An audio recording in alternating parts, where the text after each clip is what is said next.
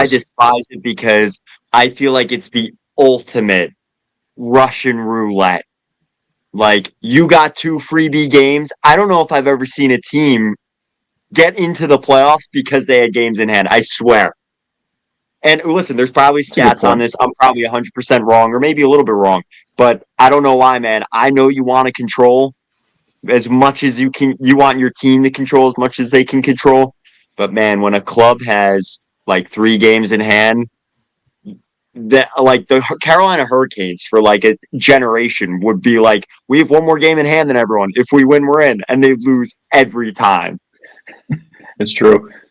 I think the games in hands are so important, especially for this New York Rangers team. Also, you and I not very good at maths, right, Steve-O? We were never good at maths. But like the games in hand I see are like the games you're playing now are games in hand, right? Like they are also like kind of, it's the way you view it. They're kind of like the way you perceive it. They're kind of like the extra games. You dropped a bad one in Boston and you won a great one tonight against Vegas. So I don't know. I feel like games in hand is a tough one. I always pancake with it. And also the other thing, and I want to jump in here because I'm looking at the standings right now. Why in the sweet hell are the Islanders still ahead of us? We've played the same amount. Why the hell did they jump in front of us? What the hell? Because they have 7 overtime losses. They have 7 overtime. There you go. The loser point, man. Loser point league. That is asinine. I'm Columbus too. Columbus has lost 7 games right under my eyes. Loser point league. Oh my God! Don't do that. No bets here. No butts, no nuts, no coconuts. No, but Mike, that's a great point. It is a loser point league, and the shame is now when you win a game, you don't get 3 points, right? You just get the 2. So right. Now we're on the flip side of that. I feel like the Rangers have won games now, but last week I didn't feel like the Rangers had the best week, though, right? It started on Sunday. They lost that game on the turnover to Colorado. We talked about that, the Carolina game, and then you go in Boston and lose. Like, I know you can't say, like, oh, these are the games I want to win and want to lose, but it's hard to win when it's like win-loss.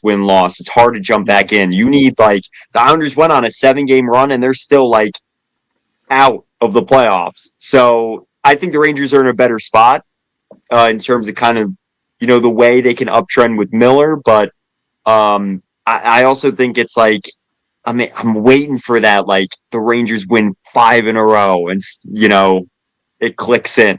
Maybe I'll be waiting forever, but I think that's why it's important when Steve-O brings up the defense. And I agree with both of you. Like, I think there are aspects of the game that are being picked apart, and I think there are some that do have implications. I feel like that is one of them where I don't know. Like, can you win? Like, I don't think there's like a very high turnaround for that. Yeah, I agree. Like, the rate of it turning around at this point, like you're almost 50 games in. Hopefully you could get some help, but I don't know. I also see what Mike says. Like, J.T. Miller has clearly already calmed some things down and added a lot. So if you add a few defensemen, could that really just like completely change things?